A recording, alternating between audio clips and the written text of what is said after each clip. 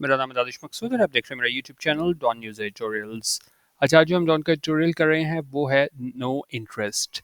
अच्छा, अब ये किस हवाले से एडिटोरियल है, इसमें बताया गया है कि इतने ज़्यादा जो है स्टेट बैंक ने इंटरेस्ट रेट भी बढ़ा दिया है ताकि जो है ना वो इंकरेज किया जा सके फॉरेन इन्वेस्टर्स को कि वो डॉलर्स जो है ना पाकिस्तान में लाएं, लेकिन फिर भी क्या है वो कोई इंटरेस्ट शो नहीं कर रहे।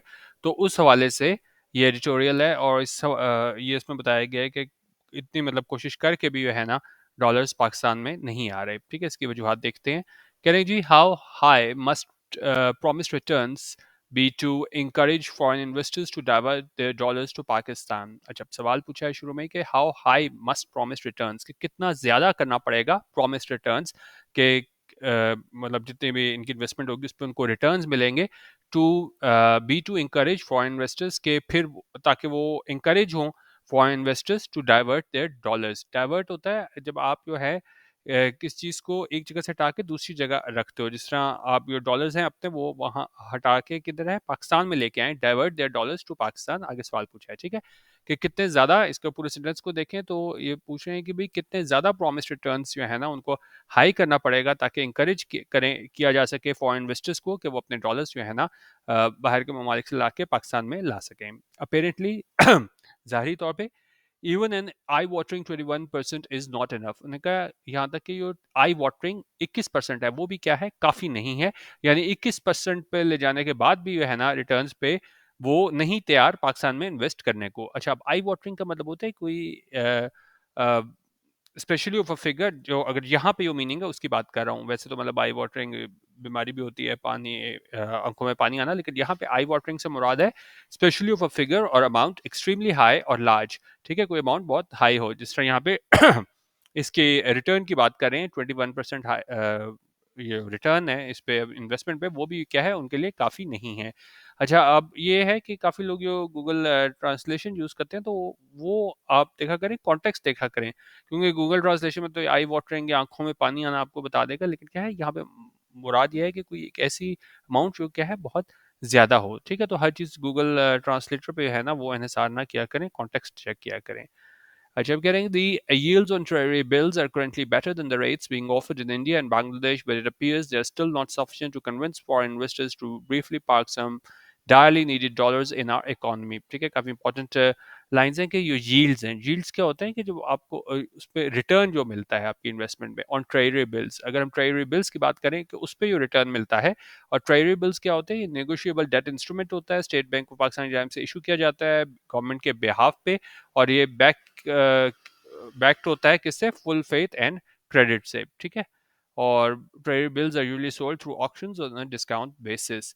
तो ये इस तरह की छोटी छोटी टर्म्स होती हैं, ये ट्रेजरी बिल्स हो गई, आप लोगों को पता होनी चाहिए यील्ड क्या होती है। तो लाजमी नहीं है कि जी आप फाइनेंस के स्टूडेंट हैं तभी आपको पता हो, ये छोटी छोटी चीज़ें आपको पता होनी चाहिए अगर आपने इकोनॉमी से रिलेटेड एडिटोरियल्स पढ़ने हैं। तो उन्होंने कहा योर रिटर्न है ट्रेजरी बिल्स में are currently better than the rates being offered in India and Bangladesh. उन्होंने कहा ट्रेजरी बिल्स पे जो रिटर्न दिया जा रहा है वो अभी के टाइम जो हैं वो ये रेट्स हैं वो उधर से बेहतर हैं। कहाँ से, यो इंडिया और बांग्लादेश में रिटर्न दिया जा रहा है। बट इट अपीयर्स, लेकिन ये ऐसा दिखाई देता है, they are still not sufficient, कि अभी भी ये क्या है काफ़ी नहीं है टू कन्विंस फॉरेन इन्वेस्टर्स, के कायल किया जा सके फॉरेन इन्वेस्टर्स को to briefly park some direly needed dollars in our economy, कि वो क्या है पार्क करें सम डायरली नीडेड डॉलर्स। डायरली होता है, इसकी बहुत ज़्यादा अशद ज़रूरत है कहाँ पे, इन आवर इकोनॉमी, हमारी मईशत में। ठीक है, जिस तरह गाड़ी पार्क करते हैं आप, मतलब गाड़ी पार्क करते हैं ना, उसी तरह ही बाहर से आपने क्या है डॉलर यहाँ पे लाके पार्क करो, या यहाँ पे आके आप ले आओ, जाके इन्वेस्ट कर लो पाकिस्तान में। तो उन्होंने कहा ये जो रिटर्न पाकिस्तान में ऑफर किया जा रहा है ये उससे ज़्यादा है इंडिया और बांग्लादेश से, लेकिन ये भी अभी काफ़ी नहीं है कि उन्हें कायल किया जा सके फॉरेन इन्वेस्टर्स को कि वो पार्क करें अपने डॉलर्स की, जिन्हें बहुत ज़्यादा ज़रूरत है, जिनकी बहुत ज़्यादा ज़रूरत है हमारी मईशत को। ठीक है, अच्छा, आगे कह रहे हैं कि जी, according to recent reports, there have been $0 inflows in T-bills and Pakistan investment bonds since the start of this calendar year।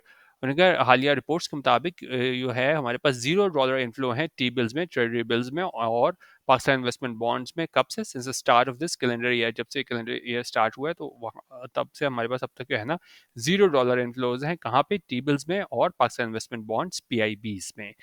From July till December 2022, inflows in Treasury bills had been a meager $18 million, while outflows for the same period were recorded at $59 million.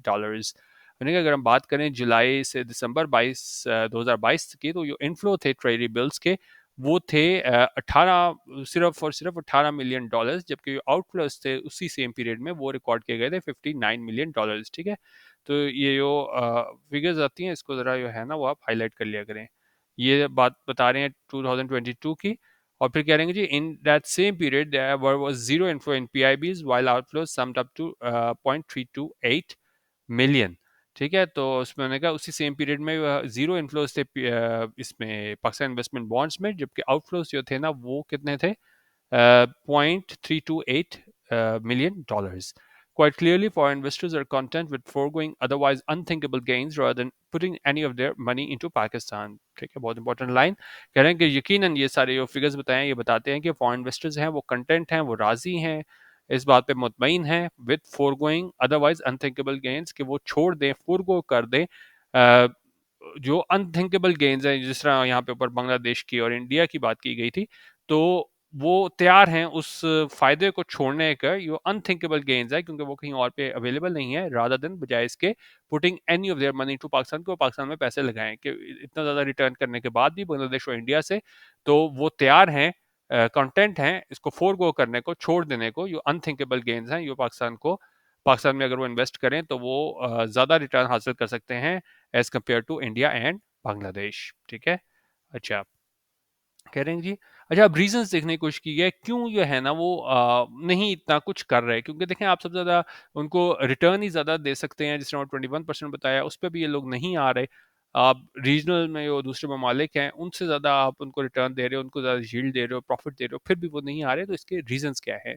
There is a multitude of reasons why the country is being viewed with such disfavor। उन्होंने कहा कई reasons हैं, कई वजूहात हैं जिसकी वजह से मुल्क को देखा जा रहा है इसने डिसफेवर के साथ, कि वो इतना ज़्यादा रिटर्न के बाद भी वो नहीं तैयार पाकिस्तान में डॉलर्स लाने को। For one, companies that are already invested in the country are finding it difficult to take any dollars out due to the state bank restrictions impeding profit repatriation। और इसमें फॉर वन यानी कि वो पहली बात जो है कि क्यों वो नहीं तैयार पाकिस्तान में इन्वेस्ट करने को, जो कंपनीज जो पहले ही जिन्होंने इन्वेस्ट किया हुआ है मुल्क में, उनको बड़ी मुश्किल पेश आ रही है डॉलर्स को बाहर ले जाने में मुल्क से, क्योंकि स्टेट बैंक ने रिस्ट्रिक्शंस लगाई हुई है, पाबंदियां लगाई हुई हैं, रुकावट बनी हुई है किस चीज़ में, प्रॉफिट रिपैट्रिएशन में। रिपैट्रिएशन होता है कि आप पैसे है ना the sending of money back to one's own country, के वापस आप अपने मुल्क में है ना पैसे भेजते हो, तो क्या है इसकी रिपैट्रिएशन है पैसों के मामले में यहाँ पे बात हो रही है। तो ये स्टेट बैंक ने पाबंदियां लगाई हुई हैं, ये रुकावट जो डाल ली हुई है कि प्रॉफिट को यह है आप वापस अपने मुल्क नहीं भेज सकते, उस हवाले से इश्यूज हैं। और क्या है, payments to airlines are held up, और जो एयरलाइंस को पेमेंट है वो भी है ना वो नहीं दी गई। Imports are held up and economy is rapidly losing steam, और इंपोर्ट्स भी है ना वो नहीं हो रही, और जो मीशत है वो भी है ना बड़ी तेज़ी से है ना वो लूजिंग स्टीम, यानी कि मतलब उसमें इतनी ज़्यादा आप क्या कह सकते हैं कि जो मीशत है वो एक मिनट बैटरी कम हो गई, अच्छा कि उसमें मतलब इतनी ज़्यादा तेज़ी नहीं रही। Thus, prospects aren't bright either, with exports declining, remittances in retreat, and no sign of any aid or other inflows to add much needed liquidity to the country's foreign exchange reserves। और उनका जो prospects हैं, जो इम्कानात हैं, वो भी ज़्यादा कोई हौसला अफजा दिखाई नहीं देते, ब्राइट नहीं दिखाई देते। और किस तरह के, एक तो एक्सपोर्ट्स कम हो रही हैं, जो रेमिटेंसेज हैं बाहर से पैसे आ रहे हैं वो इन रिट्रीट हैं, उसमें भी हमें तेज़ी देखने को नहीं मिल रही, और कोई साइन नज़र नहीं आ रहा कि हमें कोई एड मिले या दूसरे इनफ्लोज मिले, पैसे आए हमारे पास ताकि ऐड किया जा सके उस लिक्विडिटी को जिसकी बहुत ज़्यादा ज़रूरत है मुल्क के फॉरेन एक्सचेंज रिजर्व्स में। The last time Pakistan achieved success in attracting hot money flows was in 2019। उन्होंने कहा आखिरी दफा पाकिस्तान ने है ना वो कामयाबी हासिल की थी ज़्यादा पैसे इनफ्लोज के हवाले से, वो थी 2019 में, when the country was still in an IMF programme, तब भी है ना हम IMF के प्रोग्राम का हिस्सा थे, had sufficient reserves, तब हमारे पास काफ़ी है वो रिजर्व्स मौजूद थे, and political instability was not breaking the kind of havoc it is today, और जो सियासी अदम इस्तेकाम है वो उतनी तबाही नहीं ला रहा था जितनी क्या है वो आजकल ला रहा है, हमारी माशी लिहाज से तबाही की बात हो रही है। No one can be expected to be willing to bet on our future given the state we are currently in. अच्छा, बैट ऑन करने का मतलब होता है किसी चीज़ के बारे में आप सर्टन होना, यकीनी होना ना, कि कोई भी है ना वो यकीन से नहीं कह सकता कि भाई हमारा फ्यूचर क्या होगा, ये देखते हुए कि जिस हालत में हम अभी हैं। The government should keep its eye on the ball and continue working to remove the remaining impediments to the resumption of the IMF program. अच्छा, ऑन द बॉल होने का मतलब होता है कि आप किसी सिचुएशन को मुकम्मल तौर पे समझो और रिएक्ट करो। तो उन्होंने कहा गवर्नमेंट को भी क्या है, नज़र रखनी चाहिए ऑन द बॉल, यानी कि बिल्कुल उसको तैयार रहना चाहिए रिएक्ट करने के लिए, और continue working to remove the remaining impediments के जारी रखे, वो ये बाकी ये रुकावटें हैं उनको दूर करने के लिए। किस हवाले से? To the resumption of the IMF programme की रिजम्पशन है, बहाली IMF प्रोग्राम की, तो जितनी भी बाकी रुकावटें हैं उसको क्या है, दूर किया जा सके। ठीक है, तो ये हमारे पास आज का एडिटोरियल था कि कितना यो हमारे 21% जो है ना रिटर्न है वो हम दे रहे हैं इन्वेस्टर्स को कि वो आए डॉलर पाकिस्तान में पार्क करें, लेकिन वो फिर भी तैयार नहीं है। ठीक है, ये था आज का हमारा एडिटोरियल। बाकी हमारा DMI editorial WhatsApp group join करना हो, जहाँ हम daily editorial video, Dawn highlights, PDFs और दूसरा CSS PMS related material share करते हैं।